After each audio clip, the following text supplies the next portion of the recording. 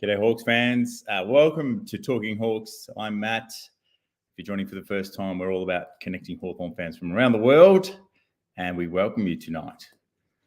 I'm flying solo tonight, so we do have Zane Littlejohn, Hawthorn development coach and Box Hill senior coach, joining us tonight. So stay tuned, but tonight we're here to have a good chat with you.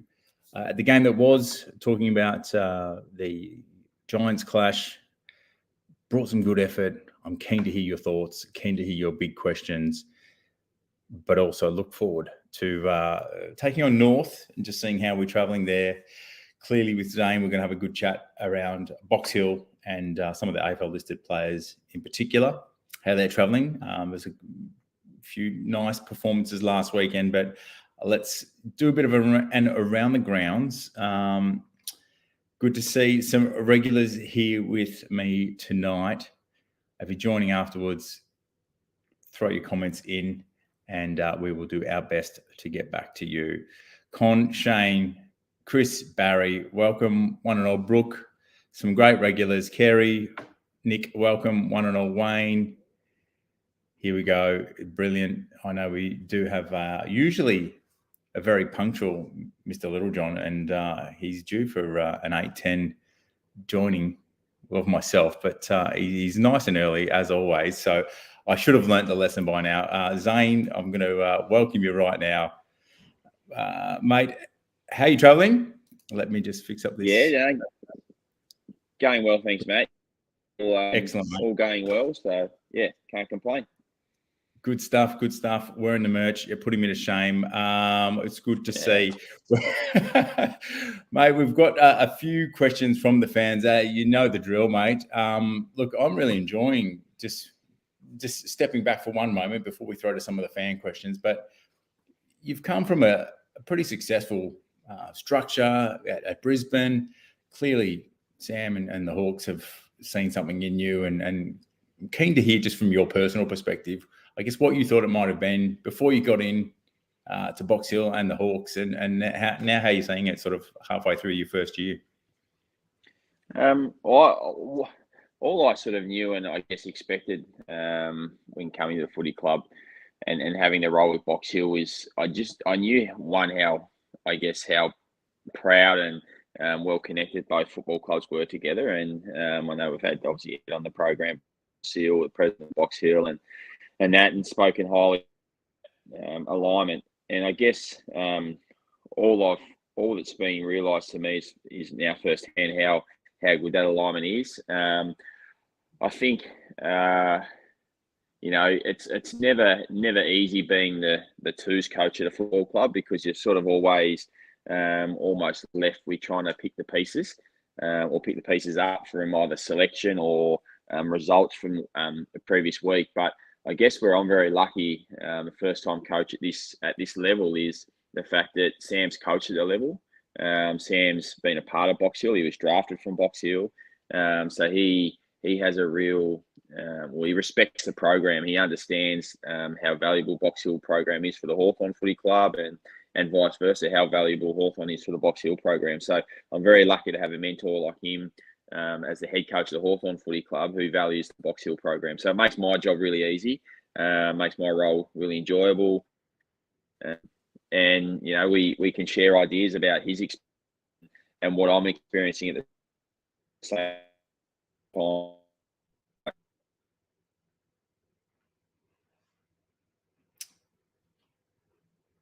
I think we might have lost a little bit of connection here. Yeah, sorry, you got me back. Yeah, all good. So yeah, brilliant to hear that perspective. That's pretty amazing that you get the opportunity, I guess, with Sam having that experience. It's probably hard for the players then, because they can't get away with anything with Sam, and then clearly mentoring yourself. But that's a good thing, because you're both going to get a lot more out of the troops. But look, it's I think a lovely. Look, you're sitting pretty from where we stand from a Box Hill perspective. We've just seen Ryan, Nick's commented there, 4 goals on the weekend. That's a really nice display from a young fella who's just come in at the mid-season draft. Give us your thoughts on his game. Yeah, look, arguably, he could have kicked 10 in 2 weeks, to be honest. Like, he kicked 0.6 the week before. As I think I mentioned in my report, the beauty, and I spoke to him on the day when he kicked 0.6, and I think the beauty is he's having shots at goal. So that's why we got him into our footy club. That's what he was showing before he got to the football club when he was at the Northern Bull Ants. And a full credit to Brodie Holland and the coaching staff there at the Bull Ants. And sometimes those non-aligned clubs or the standalone clubs don't always get the recognition. And they've done a great work with getting him to the level he's at. And now it's our responsibility to try and get him ready to play some AFL footy, hopefully. And he's showing some good signs. He's got obviously some little intricacies of how we want to play at Hawthorn and all that still to learn and I guess become consistent in. But the beauty, as I mentioned, he's having shots at goal. And although he kicked 4 straight on the weekend, he still had 2 shots that didn't quite make the distance. So there's another 6 shots at goal. And we know kicking goals helps win football games. So, look, he's got some great talent and he's really exciting. Have you got anyone down there that's been focusing with him during the week after he's kicked 0.6? Yeah, it's funny you say that. So we trained on that Monday and I did some goal kicking with him and he had about 3 shots and I said, "Oh, how are you feeling?" He goes, "No, I fixed it, mate. I'm all good." And I said, "Oh, a few more." He goes, "No, that's enough." And he's come out and kicked 4 straight. So sometimes you can overdo it and sometimes you just know what you've got to fix. And he was able to do that. Now, is his technique consistent all the time? No. So he'll still develop that. And this is the first time he's ever been in a full-time environment at 25. So, look, it's great that he's got a keen eye to want to improve. And it's good that he knows his own game. I love the sound of that from the outside looking in, from a mindset perspective, that he feels good and knows himself well enough. He's just like, "No, I'm good." Hopefully, that's some good confidence we can keep riding out. No doubt he's going to keep going, having a good crack. So that's awesome. Yep. Mate, we've been fortunate to have Fergus during the week interviewed by Timmy on the podcast. And, mate, he is an absolute delight, that fellow. You've had the privilege of him having a little bit of time at Box Hill as well, but you see him at the Hawks as well. From a developmental perspective, what do you see when Fergus comes to Box Hill and I guess around the club at Hawthorn? The fans would be keen to hear what your thoughts are on him. First of all, the Box Hill side of things, he's an asset for the program, whether he's kicking goals or he's just purely a part of the program. He's a great, I call him a bit of the glue. He's a great glue player. He brings, because he's come from the Box Hill program, he can bring the current Box Hill list together with the Hawthorn listed players. He has great values as a player and a person, and I love him a part of our program. But I'm also very proud and very privileged, I guess, to watch him play AFL footy now, and really relishing that in what he's been able to do there. He's had some ups and downs in his performances this year, but look, I think he should be really proud about the style of footy and the game of footy he's playing. He works really hard and understands his strengths, and I think that's the beauty. And so he knows what he can bring to the Hawthorn Footy Club, and he believes in that, and he works really hard on those areas through the week to try and do. Does it always come off? And sometimes no, sometimes yes. But when you play the role and the role that sometimes we're asking Ferg to play, it's not always going to be consistent. We just need him to compete. And I think on the weekend against GRS, I had first-hand experience sitting on the bench and seeing him do that for his contest stuff in the air in particular was really good. Only got outmarked maybe twice, and that was late in the game. And when your forwards are doing that, that's when you can bring the likes of Brockman, Wingard, these smaller forwards into the game. And he was able to do that and then hit the scoreboard a bit himself. So, look, he as I mentioned, he knows his own game and he's able to really, I guess, articulate that and understand that. And which is, like I mentioned, is sometimes half the problem. Some people think they know their game, but don't really have a true indication of how they need to play and what they do best. That's refreshing. It's he's an absolute firecracker. I love having him part of. Look, the opportunity to blend that experience and having the rapport at Box Hill with all those boys. That I would see him as a huge asset. So it's fantastic, like yourself. Just to continue to strengthen the club. From both perspectives. So. It gives a great perspective on life as well because he spent those, he's been delisted, so he understands. He knows what that's like now, so it's not foreign to him. Not that he wants to be delisted by any means, but it's not foreign, and he knows he can't leave any stone unturned. And I think he just relishes every day. He gets to walk into an AFL football club again and work in a full-time environment now, and you see that on his face and the way he carries himself. And he's actually a real pleasure to be around when you walk into a footy club. He makes you walk a little bit taller and makes you feel really excited about your day at work. Yeah, absolutely. Mate, the few questions are stacking up here, so this will be a little bit around the shop here. But as a Tassie boy, do you keep an eye on Colby McKercher? Asks Stephen. Yeah, I actually coached Colb last year in the Futures game on the MCG AFL Grand Final day. So, and I know Colb and his family quite well from Tassie. Obviously, I coached North Launceston down there. He actually on the Cross River rival at Launceston. But it's a funny thing when I don't know if you truly know unless you're from Tassie, but as soon as you mention the word Tassie, it's just an automatic connection. So we always seem to know or have a finger on the pulse of sort of what everyone's doing in the Tassie footy circle. So yeah, no Cole's well. Really excited about what he's been able to do with his footy this year, and there's still a little bit of footy to go, and hopefully he can put a really good back end of the season together, and I think he should hopefully be around. Hopefully we can get a few more wins and move up the ladder, but around our first pick. Beautiful. Great question, Stephen. Jason's going to throw you a question around the new recruits. Who's closest to senior selection? There's a few putting their hand up, and if you haven't checked it out, Zane's written a great recap on the boys from the weekend just gone. So I'll probably repeat a little bit here, but your thoughts, Zane, on the newest recruits? Who's closest to senior selection? In regards to our mid-season, obviously Clay missed last week just through illness. And what we've probably got to realise is Clay's a developing ruckman, so he's going to be years, if we're honest, years away from playing consistent AFL footy. So we've got to be really patient with him, and we know the big guys take some time and all that. But in saying that, if Brandon Ryan keeps performing how he's performing, it's going to be tough for me to walk into match committee and not put his name forward. He's doing a lot right and he's kicking goals, and we want to play an exciting brand of footy at Hawthorn, and part of that exciting brand of footy is kicking goals. And we've sort of all year just been trying to find someone who can consistently support Mitchy Lewis up front, and Ferg's done that at times, Cozzie's done that at times. We've seen Denver come in and do that last week, and probably gets another opportunity this week. I'm not sure yet. We're still at match committee to come and main training, but Brandon Ryan will be one who I think will be close, hopefully back end of the year to get a taste of some AFL footy, considering he can continue to develop how he's going. But we know development's not linear; it doesn't go straight; it has its ups and downs. So hopefully he can. And then our draftees have developed really nicely. So Henry Huswaite's starting to find consistent VFL football now.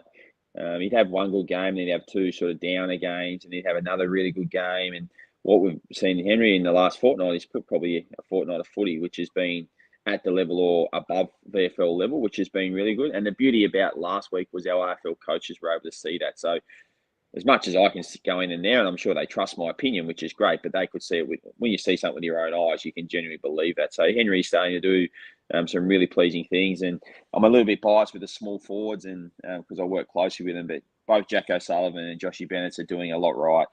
Josh is a little bit trickier because he's a Cat B rookie, and has a few dominoes have to fall for him to sort of land and be able to play. But Jack O'Sullivan's doing a lot right as well, and but again, he's competing against some pretty good players in regards to Punky Bruce and Chad Wingard, Tyler Brockman, all of these guys who play Dylan Moore.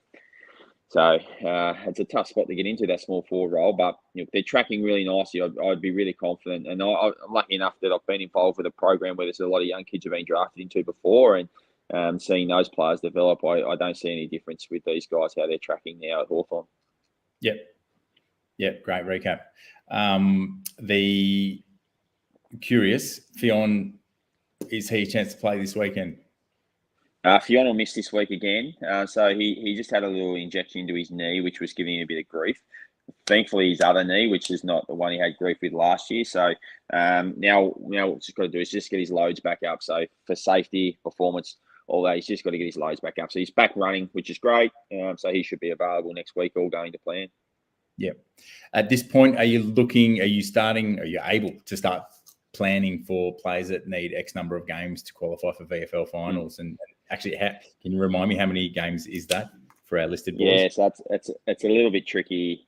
Look, I'll never stop a kid from playing AFL footy because that's my role. So we won't really talk too much. Well, I won't involve that in my vote. I guess if I have a vote on the match committee table, I think we've got to roll our best team out for Hawthorn where we can and give young men the opportunity to perform at that level, and that's all part of their development. End of the day, if we want to win a Box Hill premiership and we want to win an AFL premiership, so we've got to try and find the balance of doing that. So so the criteria, I believe, is no more than 12 games at AFL level.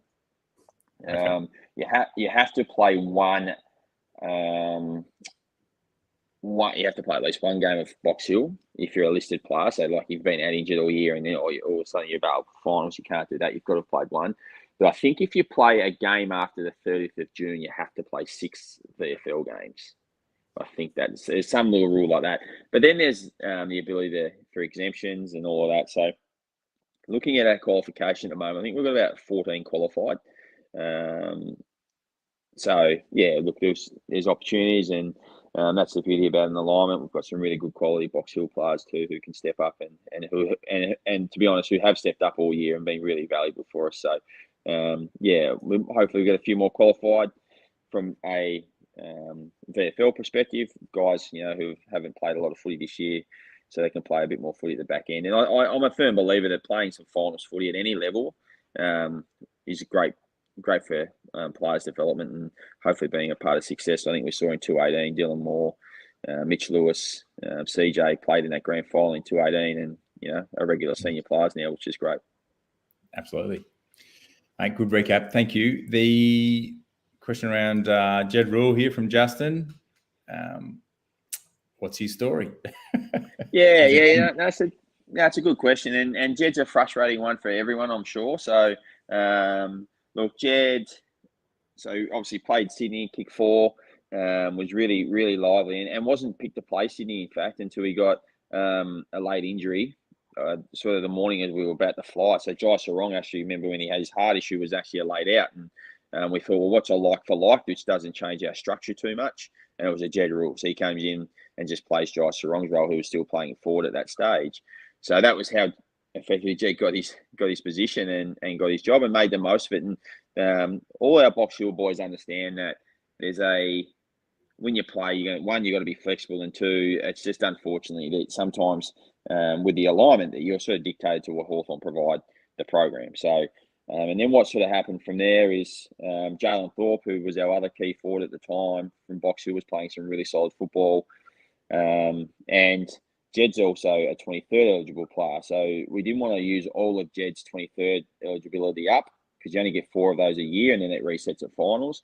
And also we were like, well, Thorpe is in good form, plus we're getting Kazitsky, Jekyll was playing forward at this stage, and all those players as key forwards, and we're going to be a little bit too top heavy in the front end, and that's just unfortunately how it panned out. So he went out of the team, then he got back into the team and played a game, and again against kicked 3 goals, which was really lively, and then we played the Gold Coast, which unfortunately we lost. And one of Jed's real growths, and he understands this, is his work rate, his ability to cover the ground and run at high intensity speed for long periods. And when you're a forward, you've got to do that. And unfortunately, he didn't do that consistently enough. And we gave him that feedback post his first game on return. Luckily, he kicked a goal, and then again, the Gold Coast game, he just wasn't consistent with that. So we've now sent him back to local footy at his local club at Heidelberg, I think he's at. We've also sent him back with, so when he plays at local, he gets GPS unit put on him, so we can keep giving him that feedback on his high speed running, which is an area that we need to for him to continue to grow, so he can be a consistent player at the level. We see a bright future for Jed, and hopefully he wants to continue to stick and work hard, which he's shown so far. There'd be no reason why he wouldn't. Yeah, beautiful. Thank you. That's There right. must be quite a few plays to keep across, at so many levels when you're having to look at them at a local level as well as limited spots at Box Hill. So, it's a juggling act. Yeah, absolutely. Cozzy went back last week and was training with the backman today, I believe. Are we looking at some versatility and flexibility there with Coz? And I guess DGB, I was pleasantly surprised, after kicking 4, and I would have expected another week, to be honest, at Box Hill before he got given the nod. But delighted as one of his player sponsors that he's back there. So, what are the thoughts there around Coz and DGB? Yeah, so a bit like we did with GB a couple of weeks ago, just the circuit breaker as such, just to Andy Collins uses the terminology, and it's great now, and I kind of use it as well, is just to put them over the jumps for a bit, just to give them a bit of a different stimuli, hear some different voices. So rather than hearing Chris Newman's voice, which Chris is great, and myself in the forwards group, he goes and listens to Chris Newman. He just sits in a different meeting, gets some different stimuli. The language is still all the same in the way we want to play the game. So late last week, we purely were stretched with our height in our back end. We had a few injuries, so we didn't sort of have a lot of height. So we needed to move Kaczynski back late in the third quarter of the VFL game. And we actually thought he went really well. And then, so the conversation's been had this week. Is that something that maybe Cozzy wants to do? And is that maybe what we need to look at doing, is giving him a bit of a circuit breaker? So it looks like, he'll head back this week in particular at VFL level. And then we'll see sort of where that ends up. Like, who knows? Like, for me as well, I didn't think Denver would have 1 week and then go straight back up, but he went so well. And we needed that sort of forward to help Mitchy Lewis out. And again, he kicked goals and he deserved his opportunity. So, he's a pick 6 Denver, so he got his opportunity. And who knows what could happen at the back end of the season for Coz. Yeah, it's great to see. And Jack, the versatility that's potentially there, if we can get them all on the park, great competition. So, let me wrap it up a little bit. So moving towards, so you got North this week. What have we got? 5th versus 6th down at Arden Street. How are you preparing the boys this week? What are you expecting this week at the game? Yeah, we're expecting a massive game. So this is huge. This is arguably the biggest game we've played all year. We can fall outside the 6 if unfortunately, the result doesn't go our way, or we could be a game clearing 4th if we do. So that's a massive game in that context. And that's great for the competition. And I mentioned to the in the Hawthorn AFL VFL review on Tuesday, when we had our VFL review just with the Hawthorn boys, about these are the games that we want to play in as Hawthorn players. We want to, so we're going up against, we think they'll roll out Todd Goldstein, Ben Cunnington, Howe, Phillips potentially in their midfield, which is arguably, if that rolled out for for North Melbourne in the AFL game, you wouldn't look sideways at it. That's, it could quite easily be. So for our Hawthorn boys, these are the games that we want to play, and these are the ones we want to see. I use the word audit. We get a great audit of how our program's actually tracking. These guys have won 6 on the trot. They've got 500 games of experience in their midfield, which is a great opportunity for us to really test and see, one, individually how we perform against some quality footballers, which we've been pretty good at this year. Like last week, we played against some really quality, top-end talented players that GWS had.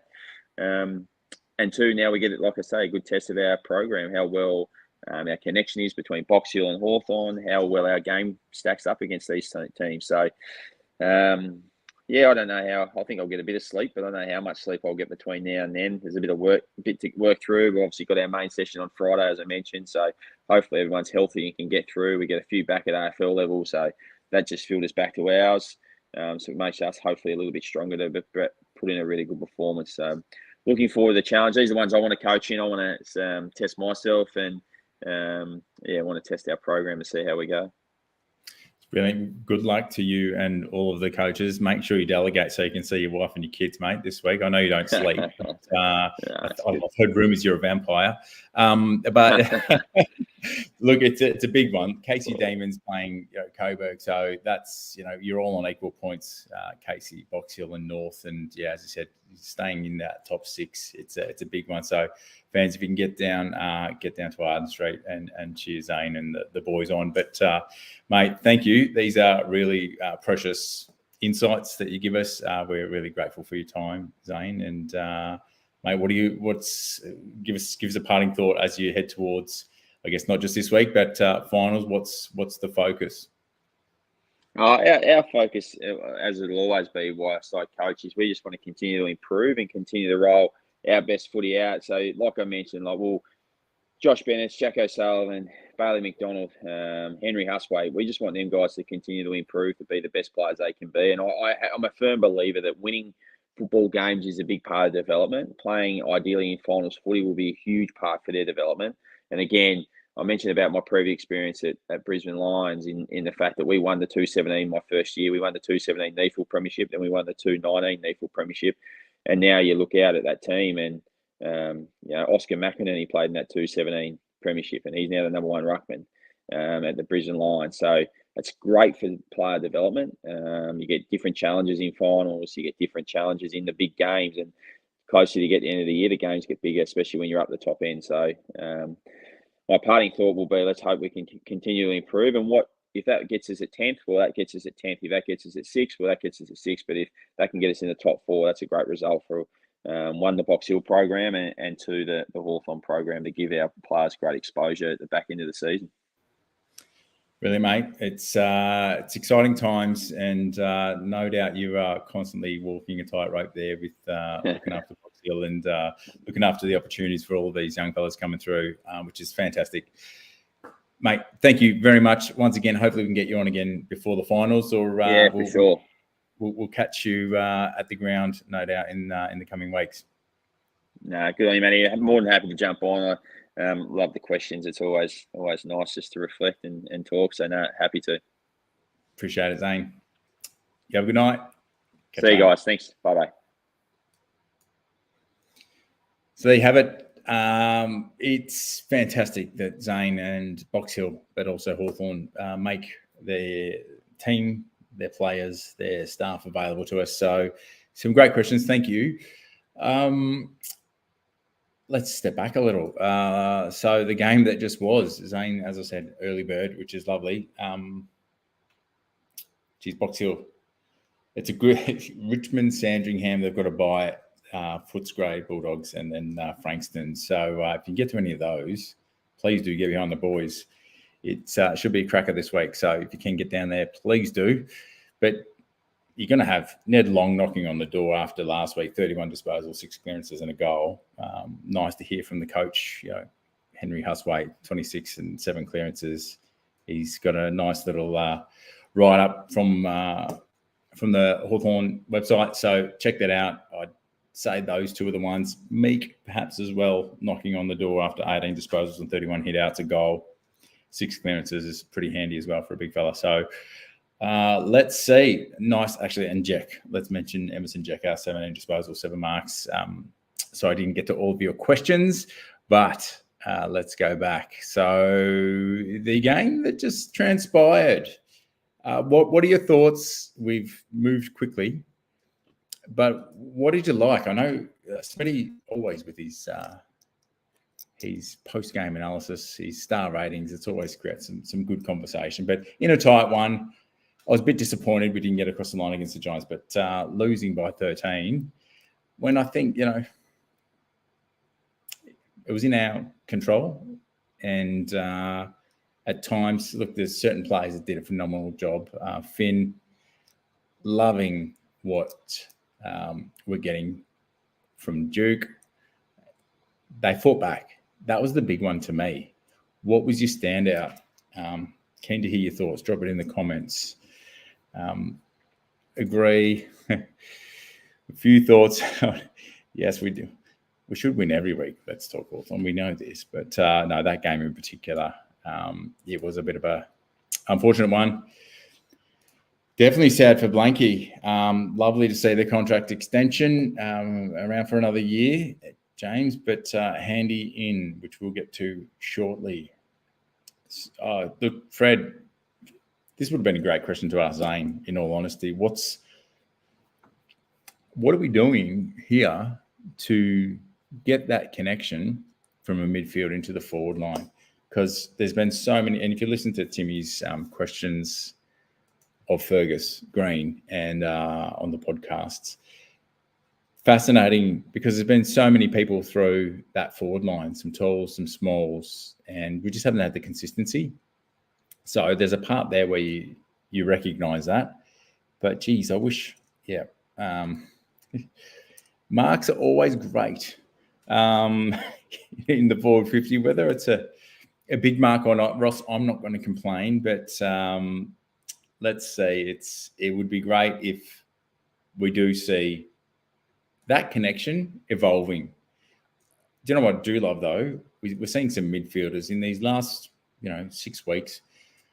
But this season, to be honest, we've got midfielders that are kicking goals. And going back the last few seasons, there was times where, as much as I love Jager and, Tom was admirable, Tom Mitchell and what he did, we weren't always seeing consistent goal kickers. I love that we've got midfielders now that are having a red-hot crack and getting on the scoreboard makes a difference. Finn, I agree. Kerry called this out as well before Jason. That was outstanding. There we go. Smid, if you are watching, 5 stars. I've seen that shouted out once or twice. It was a phenomenal effort. Maybe it should have been changed midway through that game, who he's tagging, because he did such a good job. I think he held, I think it was 5 possessions. He's got 16. But yeah, anyway, phenomenal job tagging there, Finn, which I didn't think we'd see a whole lot more of Finn McGuinness through the latter half of this season. So he's taking the bull by the horns, which is good to see. There's probably a few midfielders in the composition that probably a little bit uncomfortable that Finn might have their number. So let's see. Yep, absolutely, Shane. We would love to see. There's going to be times where it's in the clinches and there's going to be that pressure on any player, but that would be a phenomenal improvement for Finn's game if he could improve that disposal efficiency. There we go. That's a great stat. Would love that. Verify, Jason. But Wayne's already onto this week. Finn to LDU. Great call. It is heartbreaking to see, but look, how are you feeling after that game overall? Are you encouraged by 2 disappointing weeks and then a bounce back like that? Because for me, that's a lot between the ears. It's what I'd expect now. And I don't think I'm being too unreasonable. There's going to be weeks where that's not going to happen. But 2 weeks in a row where we go missing a bit on that intensity, I'm looking for more now because this group's developing fairly quickly. Good. There's more than just the little metrics. I want to start to see some consistency now starting to come into the game. So good call, Sean. We have not won there. We did talk about that last week. Time to break that hoodoo. And next time we get there, let's bring it. So, all right. Give me your parting thoughts on that game, and then we will quickly transition into the game that is to come. While we're doing that, drop them all in the comments. I'm fascinated to see what we do in these next few weeks, because there's wins and losses, but there's character building, there's experience, like winning some of these close games. We've got teams that are vying for finals. Richmond coming up after North. It's going to be acceptable. It's going to be like quite a really good challenge being thrown. And to me, it's not acceptable if we don't bring intensity, we don't bring a solid game plan and some consistency. So Chris is with me there. Next time we go up to Giants Stadium. Yeah. I don't know. Did you get that feel from Zane just before? I don't know with Denver having as many games as he's got under his belt, getting 4 goals and then being elevated to the AFL team. I don't know that we'll quite see that. Let's see. You've got some support there, Fred.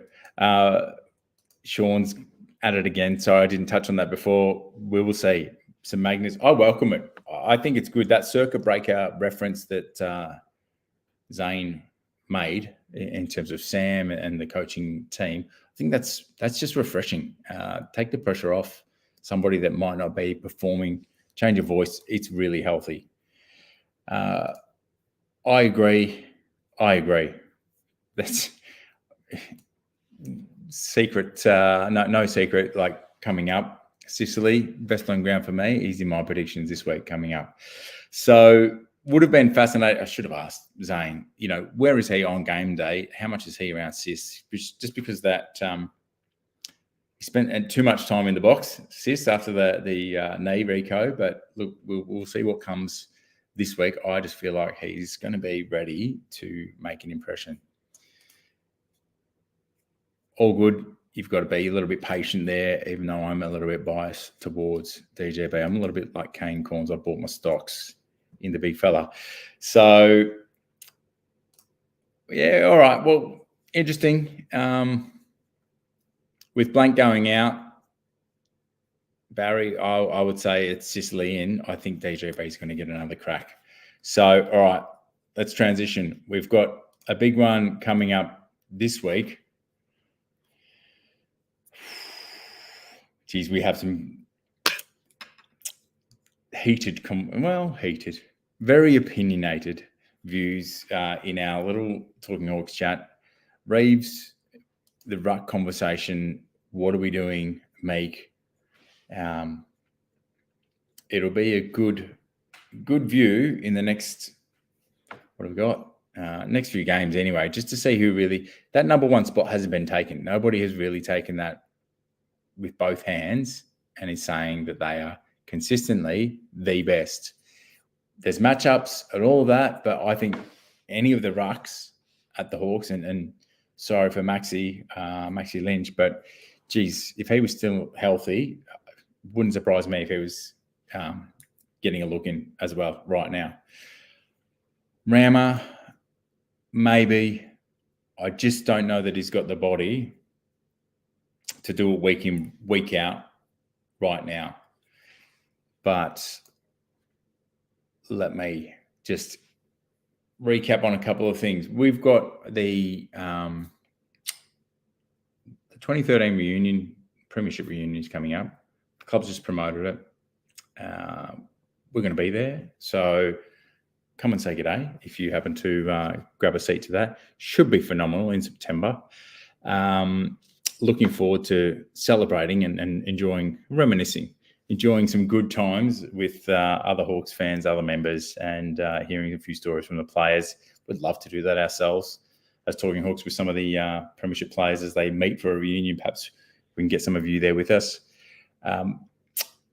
Keep supporting us through YouTube, on the socials.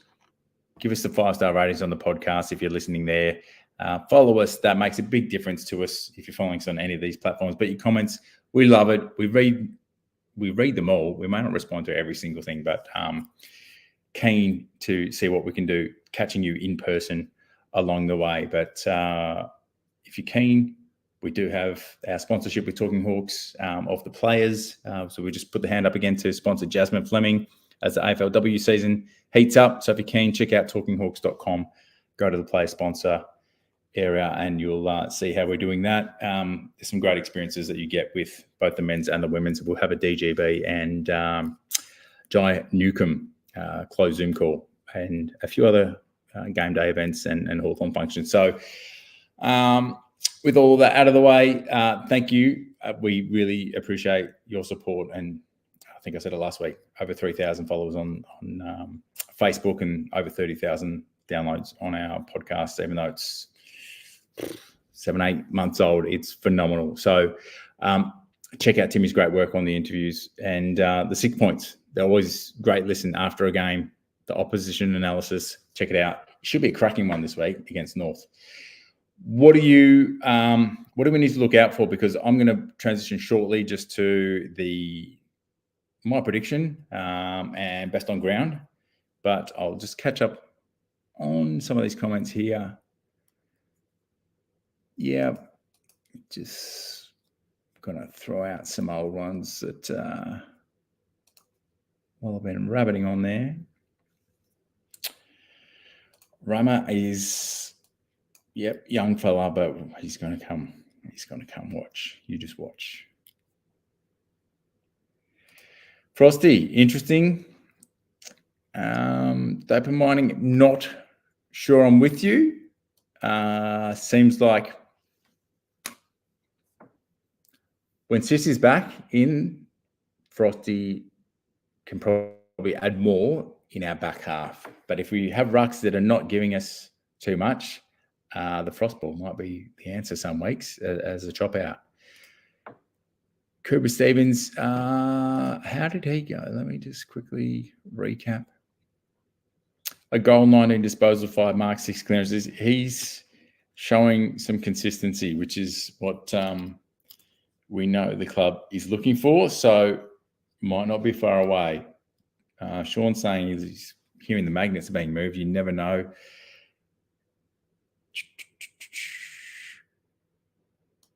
No, you're too kind, Chris. I'll leave that one up for a moment. It's not just me, it's the whole team, but thank you. So that is,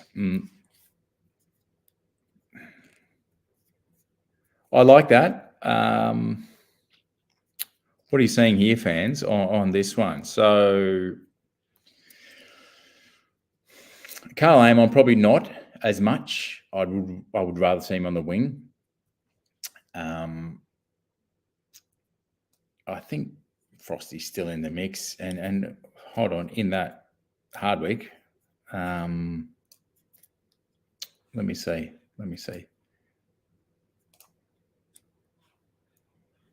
Just cruising along. So injuries, let me just touch on that because that's important for this game. So Brewster's a test had that throat injury. CJ with the Achilles, both of them tests would be phenomenal. Joshy Morris has done a shoulder. He's a test. I'd say if he's in, he's at Box Hill. Sadly, Jimmy Blank with a concussion, unavailable, expected return round 19. So we heard about Fionn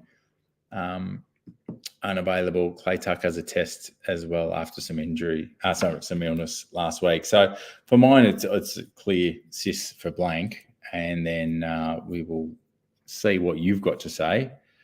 Thoughts on? I'm going to see if I'm catching up here. Dapper Mining likes it. He likes a bit of Carl down back. I think he connects. If he's getting down back that far, fine.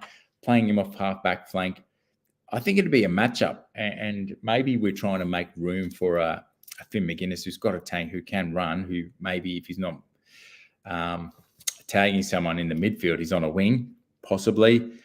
CJ coming back in the mix. If he's in, it's interesting. There we go. Nick's going forward now. I'm going to sit on that. Some of you are getting to the predictions. Yeah. What are your thoughts on the ruck? What do we do this week? What do we do? It's a fascinating one. I know, well, if Todd Goldstein is down at VFL level, you've got still, look, Coleman Jones. It should be a week that we go fairly well competing in that midfield. I'm really keen to see what we do. If there's a one ruckman or two, what are your thoughts? Who are we playing and why? Reeves only.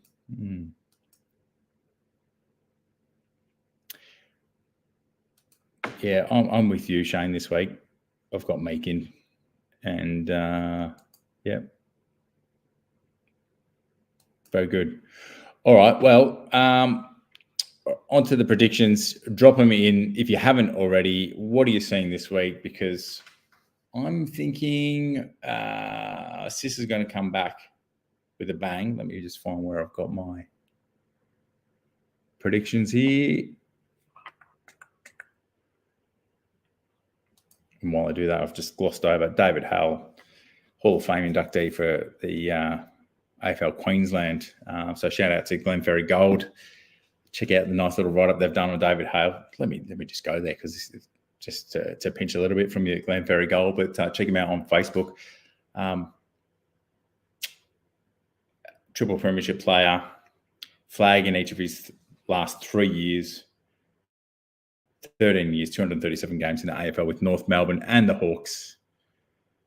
Perfect ending, retired after a flag, which Glenferrie Gold is saying an exit enjoyed by just 5 players in history. So phenomenal. In 108 games with the Hawks, 2011 to 15, he's got a win rate of 86 games and 22, 12 and 4 in finals. So only Jason Dunstall amongst Queenslanders has more premiership success with 4. And Hale's tied with quite a number of Brisbane players, as you can imagine. So phenomenal. All right, I've got it here now. So I'm going to check out what you've got, and then we're going to wrap this up. Con's got Hawks by 30. Weddle, thanks, Kerry. Wardy, geez, it was phenomenal hearing Fergus talk about sharing a locker with Ward. Timmy had a bit of fun there. All right. Nick's going big. He's bullish.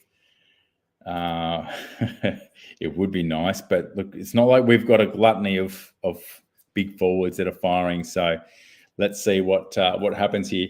I've got the Hawks by 37. James Sicily, Don's the captain, Guernsey, once again. He's going to have 34 possessions and a goal. And I've got Lewis with a lazy 4. So maybe I'm with you, Nick, on the bullish side. Let's see what we do. If you are around in Melbourne or travelling in town, get there with the brown and gold on. Get behind the boys, and I think we are in for a good game, and I'd love to see a bit of momentum going into that Richmond game, because for me, that's the one that's a meaningful game. So not to say any are not, but at this tail end of the season, vying for spots, I'm big on the Hawks coming home pretty strong and give me some good momentum going into next year. So thank you all for joining us tonight. If you're keen to get involved in Talking Hawks, drop us a DM. The team, we do need to continue to evolve, to grow. We've got big plans to do a whole lot more. So if you're interested, if you've got some skills or you want to learn, then get in touch.